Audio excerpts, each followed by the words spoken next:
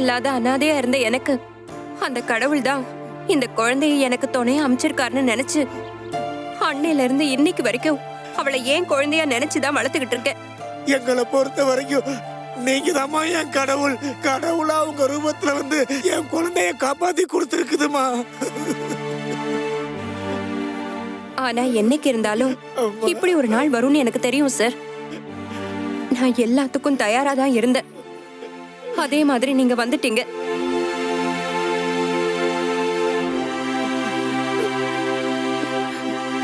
குழந்தைய நான் உங்ககிட்டயே கொடுத்துடுறேன் சார். இந்தாங்க. ரொம்ப நன்றிமா, நன்றிமா.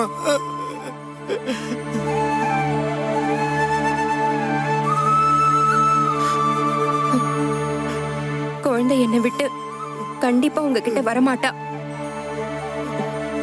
அதனால நான் இப்ப போய் முதல்ல அவளை தூங்க வைக்கிறேன் சார். அவ தூங்கினதுக்கு அப்புறமா நானே அவளை தூக்கிட்டு வந்து தரேன் சார். ரொம்ப நல்லா இருக்கணுமா, நல்லா இருக்கணுமா.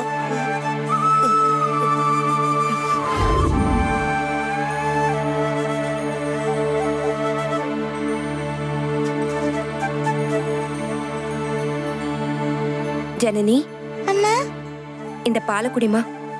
அம்மா இப்பதானம்மா சாப்பிட்டேன், எனக்கு எதுக்கு பால்? பரவாயில்ல குடிமா. குடி.